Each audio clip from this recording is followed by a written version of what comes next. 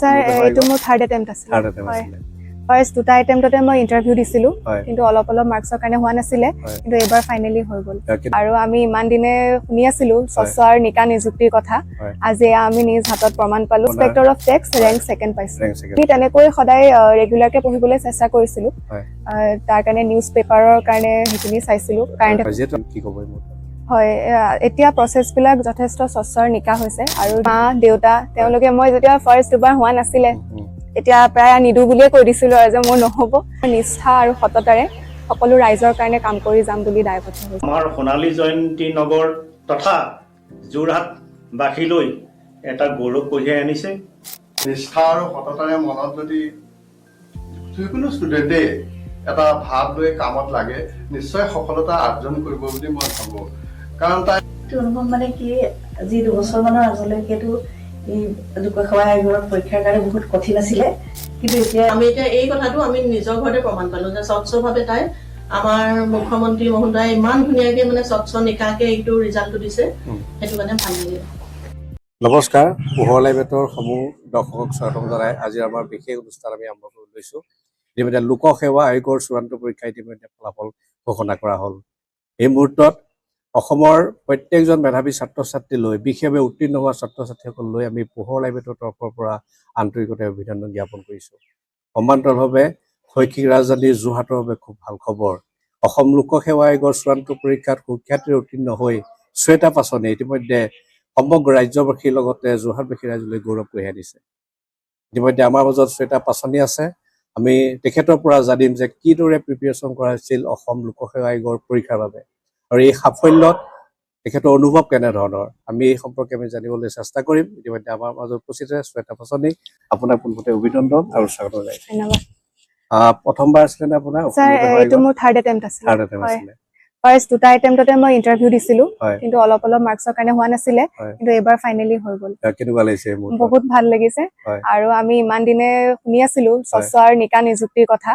আজি আমি নিজ হাতত প্ৰমাণ পালোঁ তাৰ কাৰণে সকলোলৈকে আমি চিৰকৃতজ্ঞ ইন্সপেক্টৰ অফ টেক্স হয় মই inspector of tax rank second পাইছোঁ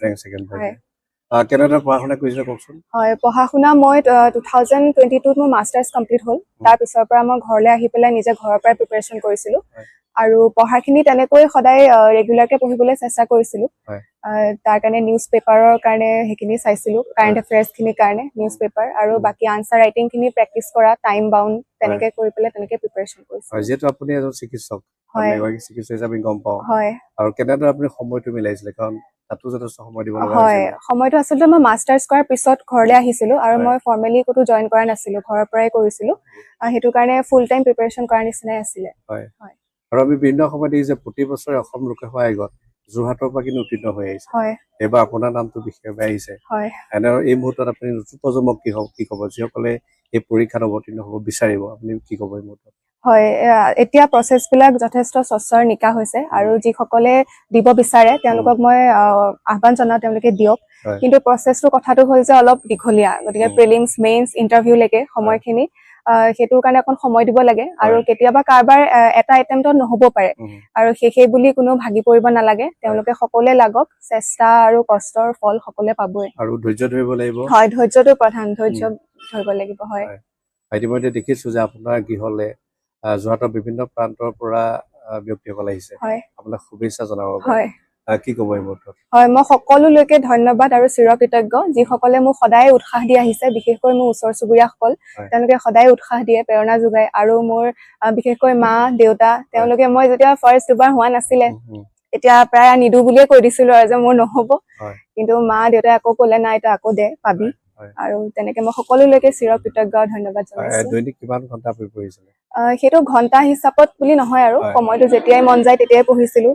আৰু কেতিয়াবা পঢ়িব মন নগ'লে বাকী চিনেমা চাবলৈ যোৱা তেনেকে ফুৰিবলৈ যোৱা বা বন্ধু বান্ধৱীৰ লগত ওলাই যোৱা তেনেকে কৰিছিলোঁ নিশ্চয় আপোনাক খুব সুন্দৰভাৱে লালিত পালিত কৰি পিতৃ মাতৃয়ে ডাঙৰ দীঘল কৰিলে আৰু অসম লোকসেৱা আয়োগৰ দৰে খুব সুন্দৰ এটা পৰীক্ষাত অৱতীৰ্ণ কৰালে এই মুহূৰ্তত আপোনাৰ পিতৃ মাতৃয়ে আমাৰ সন্মুখত আছে পিতৃ মাতৃৰ অনুভৱ আমি জানিব বিচাৰিছোঁ আপোনাৰ সাফল্যত আপোনাৰ পিতৃ মাতৃৰ মুহূৰ্তত কেনেধৰণৰ অনুভৱ আমি জনাই ল'ব বিচাৰিছোঁ নিশ্চয়কৈ মই বৰ গৌৰৱান্বিত আৰু লগতে আমাৰ ইয়াত উপস্থিত থকা সকলো আমাৰ আৱাসিকক মই আন্তৰিক অভিনন্দনো জনাইছোঁ আৰু তেখেতসকলৰ আশীৰ্বাদ নহ'লেনো আমাৰ কন্যাই কেনেকৈ আগবাঢ়ি যাব আৰু এইটো মানে তাইৰ কাৰণেই বুলি নহয় আচলতে নিষ্ঠা আৰু সততাৰে মনত যদি যিকোনো ষ্টুডেণ্টেই এটা ভাৱ লৈ কামত লাগে নিশ্চয় সফলতা অৰ্জন কৰিব বুলি মই ভাবোঁ কাৰণ তাই দুবাৰ এইটোত এপিয়াৰ হৈছিলে ভাইভাত তেওঁ ছাকচেছ হোৱা নাই এইবাৰহে ছাকচেছটো হ'ল ইয়াৰ কাৰণটো হ'ল তেওঁ মানে নিষ্ঠা আৰু একাগ্ৰতাটো লাগে গতিকে সকলোৱে আমাৰ ইয়াত এইটো মানে এই পৰীক্ষাটো দিবৰ বাবে মই আহ্বান জনাইছোঁ যাৰ যাৰ ইচ্ছা এইটোৱে মই অনুভৱ আৰু ধন্যবাদ এই শ্বেতা পাচনি ছোৱালী তাই এইটো ৰিজাল্টত আমি বহুত ভাল পাইছোঁ আৰু আমি আচলতে নিউজ চেনেলবিলাকত শুনি আছিলোঁ যে আজিকালি ধৰক গোটেইখিনি স্বচ্ছভাৱে হৈছে সকলোবিলাক কিন্তু আমি এতিয়া এই কথাটো আমি নিজৰ ঘৰতে প্ৰমাণ পালোঁ যে স্বচ্ছভাৱে তাই আমাৰ মুখ্যমন্ত্ৰী মহোদয়ে ইমান ধুনীয়াকৈ মানে স্বচ্ছ নিকাকৈ এইটো ৰিজাল্টটো দিছে সেইটো কাৰণে ভাল লাগিলে খুব সুন্দৰভাৱে ইতিমধ্যে শ্বেতা পাচনিৰ পিতৃ মাতৃ অনুভৱ প্ৰকাশ কৰিলে আৰু আনন্দিত হৈছে যে তেওঁৰ কন্যাৰ সফলতাত আৰু আমি দেখি পাইছোঁ যে এই পৰীক্ষাসমূহ শিক্ষাৰ্থীয়ে খুব সুন্দৰভাৱে অনুষ্ঠিত কৰিলে তাৰ অন্তলত যদি কওঁ যে এটা বিভাগ থাকে নিশ্চয় আৰু শিক্ষা বিভাগে হওক আৰু সমান্তৰালভাৱে মুখ্যমন্ত্ৰী ডাঙৰীয়া খুব সুন্দৰভাৱে নেতৃত্ব লৈছে আৰু স্বচ্ছ নিকায় ভাৱে পৰীক্ষাটো অনুষ্ঠিত কৰিছে এই মুহূৰ্তত আপুনি কি আহ্বান জনাব বা কেনেধৰণে অনুভৱ প্ৰকাশ কৰিব হয় আমি ইমান দিনে দেখি আহিছিলো মিডিয়াত হওক বা নিউজ পেপাৰত হওক যে আজিকালি নিযুক্তিবিলাক স্বচ্ছ আৰু নিকা হৈছে কিন্তু আজি আমি নিজ হাতে হাতে প্ৰমাণ পালো তাৰ কাৰণে মই সকলোলৈকে চিৰকৃতজ্ঞ আৰু মুখ্যমন্ত্ৰী মহোদয়কো মোৰ ফালৰ পৰা আন্তৰিক ধন্যবাদ জনাইছো হয় আৰু এই মুহূৰ্তত আমি শ্বেতা পাচনিৰ যি স্থানীয় ৰাইজ আছে আৰু অনুভৱ প্ৰকাশ কৰিব বিচাৰিছে কিয়নো তেওঁৰ এই সাফল্যত সমগ্ৰ অঞ্চলবাসীয়ে যথেষ্ট আনন্দিত হৈছে আমি এই মুহূৰ্তত এজন বিশেষ ব্যক্তি আছে তেখেতৰ পৰাই জানিব বিচাৰিছোঁ যে শ্বেতা পাচনিৰ সাফল্যত তেখেতৰ অনুভৱ কিছু আমি জনাই ল'ব বিচাৰিছোঁ আজি আমাৰ বহুত গৌৰৱৰ দিন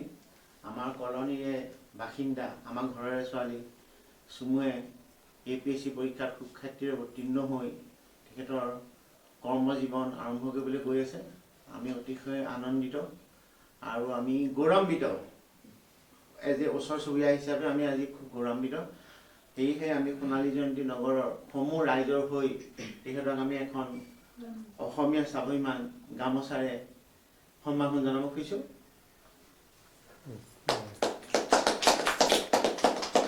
তেখেতৰ উজ্জ্বল ভৱিষ্যতৰ উত্তৰ উন্নতি আমি কামনা কৰিছোঁ আজি আমি সোণালী জয়ন্তী নগৰবাসী হিচাপে অতিকে গৌৰৱান্বিত যে আমাৰ নগৰৰে এগৰাকী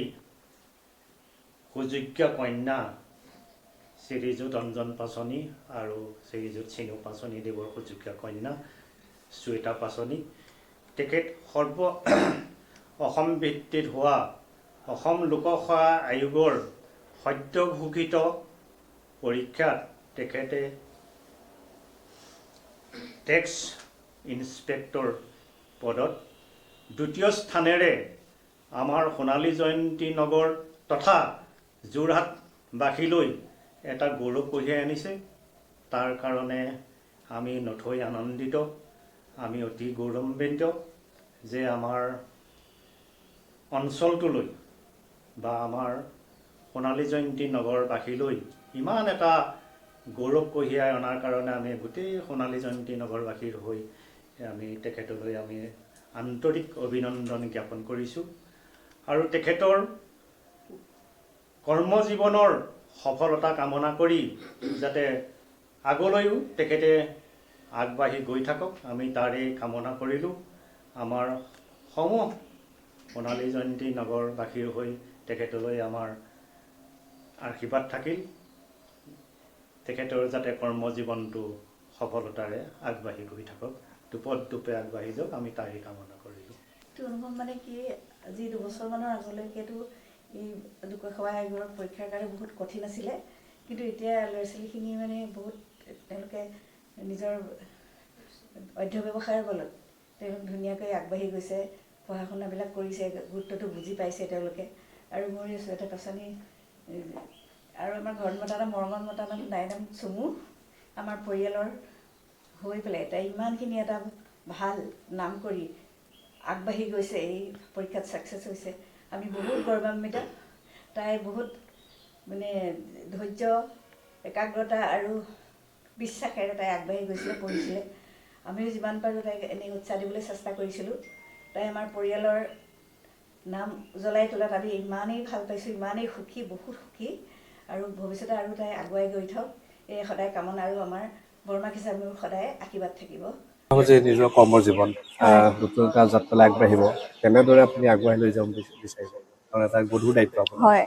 কি ক'ব? হয়, আজি পৰীক্ষাত এতিয়া চিলেক্ট হোৱাৰ পিছত বহুতে কয় এটা যাত্ৰাৰ সমাপ্তি ঘটিল, কিন্তু নহয়, মই আচলতে কওঁ যাত্ৰা নতুনকৈ আৰম্ভ হ'বহে এতিয়া।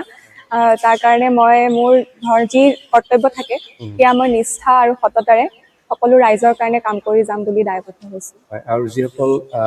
আগন্তুক দিনত এই পৰীক্ষা অৱতীৰ্ণ হ'ব, হয় তেখেতসকলক আপুনি কি আহ্বান জনাব? হয়, এই যিসকলে দিব বিচাৰে মই তেওঁলোকক দিবলৈ কওঁ। আৰু যিহেতু পৰীক্ষাটো অলপ দীঘলীয়া হয়, প্ৰিলিমছ, মেইনছ আৰু ইণ্টাৰভিউ হোৱালৈকে প্ৰায় এবছৰমান সময় হৈ যায়। গতিকে সকলোৱে ধৈৰ্যৰে আৰু কষ্ট কৰি পেলাই সকলোৱে পৰীক্ষাটো দিয়ক, আৰু তাৰ কাৰণে মই সকলোকে আহ্বান জনাইছোঁ। আৰু ভয় খাব নালাগে, ভয় খাব নালাগে। হয় পঢ়িব লাগিব। হয় হয়, পঢ়িব লাগিব। প্ৰতিটো মুহূৰ্তত অধ্যৱসায়ী হ'ব লাগিব, কঠোৰ পৰিশ্ৰম কৰিব লাগিব, তেনেহ'লে নিশ্চয় সফলতা আহিব। হয় হয়। আৰু তাৰেই প্ৰমাণ হৈছে শ্বেতা পাচনি। ইতিমধ্যে খুব সুন্দৰভাৱে পঢ়া শুনা কৰি বিশেষভাৱে যোৰহাটলৈ গৌৰৱ কঢ়িয়াই আনিলে। আমি তেখেতক পুনৰবাৰ আমি ধন্যবাদ জ্ঞাপন কৰিছোঁ। আৰু আগন্তুক যি যাত্ৰালৈ আমি শুভেচ্ছা জ্ঞাপন কৰিছোঁ। এনেদৰেই আপোনাৰ যি নতুন যাত্ৰা অব্যাহত থাকিব, আপুনি সফলতা লাভ কৰক আৰু নতুন প্ৰজন্মৰ আদৰ্শ হৈ ৰওক। পুনৰবাৰ আপোনাক আমি ধন্যবাদ জ্ঞাপন কৰিছোঁ। দৰ্শক, এয়া হৈছে শ্বেতা পাচনি। ইতিমধ্যে তেওঁৰ সাফল্যৰ কিছু কথা আপোনালোকক আমি জনাবলৈ চেষ্টা কৰিলোঁ। আৰু বিশেষভাৱে নতুন প্ৰজন্মৰ যিসকল যুৱক যুৱতী আছে, তেখেতসকলৰ বাবেও আমি কিছু তেওঁৰ অনুভৱ আপোনালোকৰ মাজলৈ আগবঢ়ালোঁ। কাৰণ আমি যদি কওঁ যে কঠোৰ পৰিশ্ৰম আৰু অধ্যৱসায়ে নিশ্চয় সফলতা আনিব পাৰে। আৰু বিশেষভাৱে পঢ়া শুনা কৰিব লাগিব। বৰ্তমান সময়ত বিভিন্ন সময়ত আমি দেখি আহিছোঁ যে চৰকাৰেও এই শিক্ষাৰ ক্ষেত্ৰত যথেষ্টখিনি গুৰুত্ব প্ৰদান কৰিছে। পুনৰবাৰ যদি বিশেষ অনুষ্ঠানটো চাই থকাৰ বাবে সকলোকে ধন্যবাদ জ্ঞাপন কৰি আজি অনুষ্ঠানটো আমি ইমানতে সামৰণি মাৰিছোঁ। চাই থাকিব আপোনালোকৰ একমাত্ৰ প্ৰিয় চেনেল পোহৰ লাইভ। ধন্যবাদ। পৰিয়ালৰ নিৰ্ভৰযোগ্য বিপণী হেপী শ্বপ। আপোনাৰ প্ৰতিদিনে ব্যৱহাৰযোগ্য খাদ্য আমাৰ হেপী শ্বপত উপলব্ধ। লগতে থলুৱা খাদ্য সম্ভাৰ, বেকাৰী, কফিও উপলব্ধ। তেনেহ'লে পলম নকৰি ক্ৰয় কৰিবলৈ আহক হেপী শ্বপলৈ। আমাৰ ঠিকনা মালোৱালী আৰবি ফুৱেল ষ্টেচনৰ সমীপত, যোৰহাট।